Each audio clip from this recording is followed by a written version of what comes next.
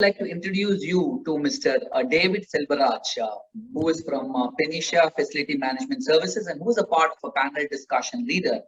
On behalf of our members who all are there in the community as well as visitors who have been in the first time, there are a couple of questions which has been framed and which is the challenges which has been asked. So those are the questions I would request Mr. David Selvaraj to ask on behalf of the community.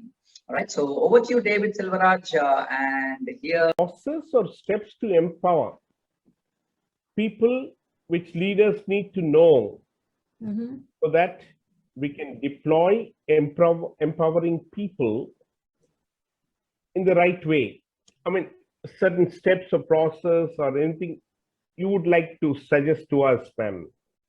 Sure. So I would not probably say there is a standard process because, like I mentioned, every leader comes with their own style of working. Every leader has their own thinking process, and every leader believes who can be empowered, who cannot be empowered, right? Of course, there are a lot of training programs that leaders go through, coaching actually leaders go through on how they can delegate, how they can authorize their team members. So all of that continues to happen. But having said that, there are many leaders who often try to empower their employees by delegating authority. Okay, yes. So maybe that's a start. So, financial delegation is probably the last in the line that comes in. But can I authorize my team members to take decisions up to a certain level without my intervention?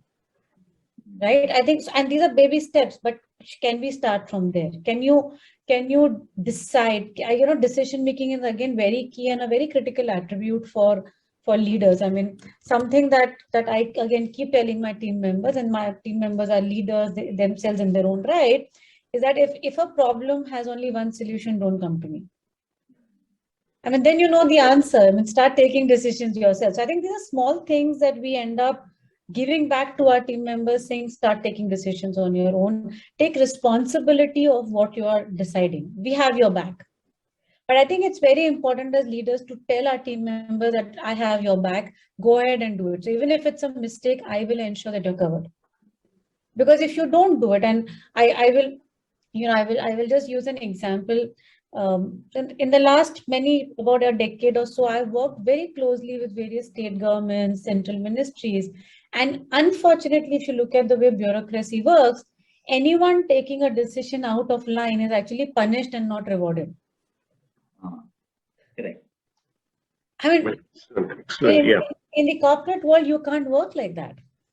So which is why the bureaucrats are pretty scared, or I don't know if they're scared, but they're hesitant to take a new decision, call out something which is out of line. Right. So I think as leaders, we need to reward people who are taking initiatives. Right. So I think that's part of the process, if you ask me. I'll also quote a recent study that was conducted by the Harvard Business Review that indicates that empowering leadership style works best when you motivate your team members and incentivize their performance. Right? Also, empowering leaders are much more effective at influencing employee creativity, which means if we empower our team members, right? And we've seen this, and if you read the report, I can probably share the link, and Prakash, you could share it around. The report actually says that more leaders that empower their team members find innovation and creativity in the way their employees work, in the way their community behavior starts getting built up, right? Yes. Just empowering people for decision making and all may not immediately impact routine tasks. It's not like, okay, now you go ahead and do it. So, I'm empowering you, from tomorrow, everything will be nice and shining. That's not necessarily true. Empowering people and giving them the right to do what we ask them to do, shows impact over a period of time. The other aspect that the study that was done by HBR came up that when you're empowering employees, they end up trusting the leaders a lot more compared to leaders who do not empower their employees.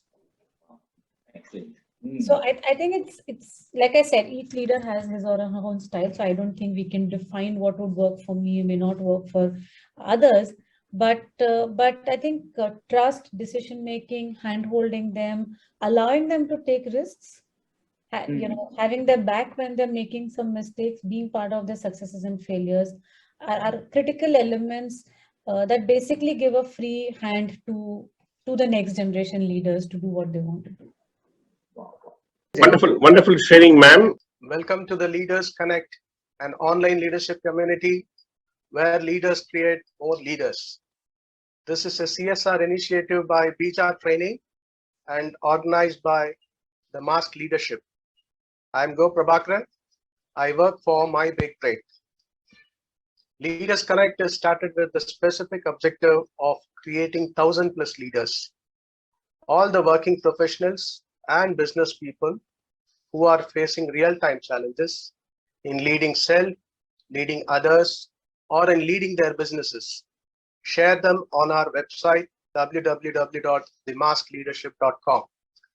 We read through all the challenges, filter them, and every week on Wednesday, we invite a top management leader from the corporate world. Look forward to solutions for our real-time challenges on leadership. That is our scheme to leaders create more leaders.